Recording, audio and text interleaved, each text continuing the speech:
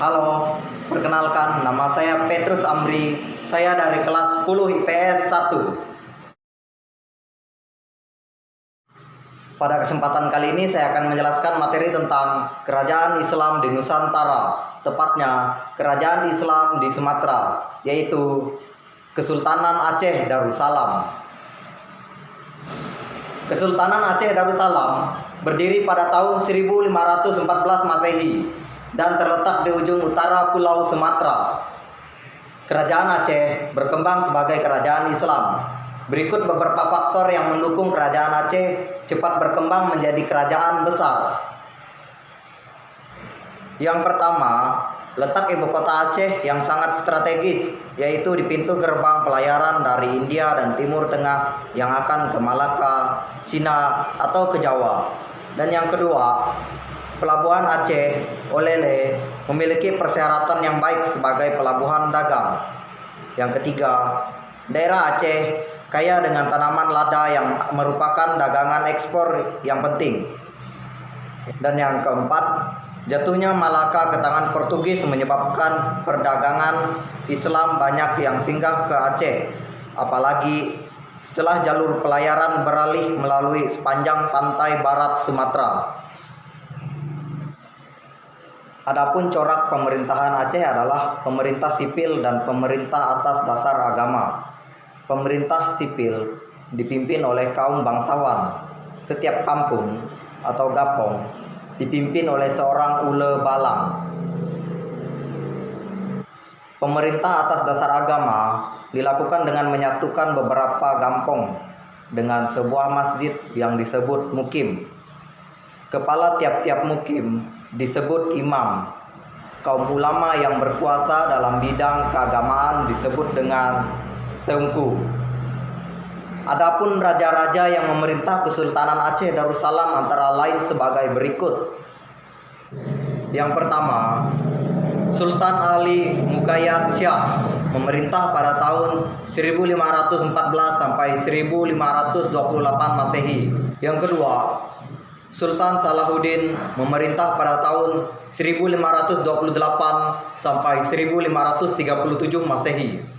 Yang ketiga, Sultan Alauddin Riayat Shah Al-Qahar memerintah pada tahun 1537 sampai 1568 Masehi.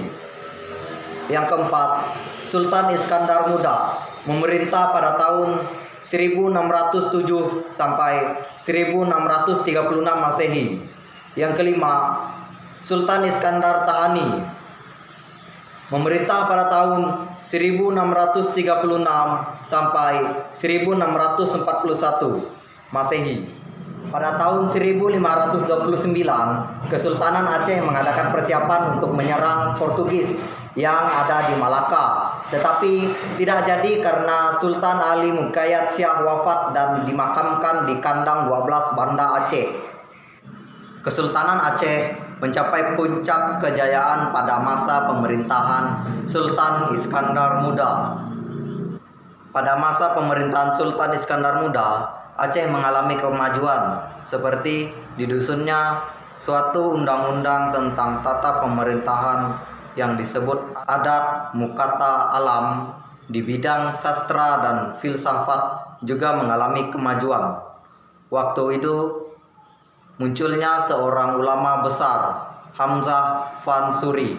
Setelah Hamzah Van Suri meninggal, ajarannya disebarluaskan oleh seorang muridnya yang bernama Syamsuddin Pasai. Kerajaan Aceh mengalami kemunduran sepeninggal Sultan Iskandar Thani. Kemunduran tersebut disebabkan oleh hal-hal berikut. Yang pertama, kekalahan Aceh dalam perang melawan Portugis di Malaka pada tahun 1629 Masehi. Yang kedua, tokoh pengganti Sultan Iskandar Muda tidak secakap pendahulunya.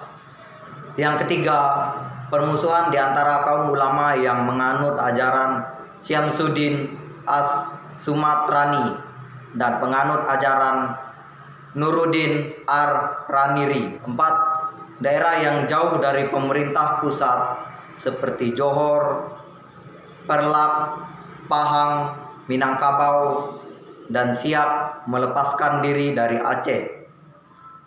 Yang kelima, pertahanan Aceh lemah sehingga bangsa-bangsa Eropa berhasil mendesak dan menggeser daerah perdagangan Aceh.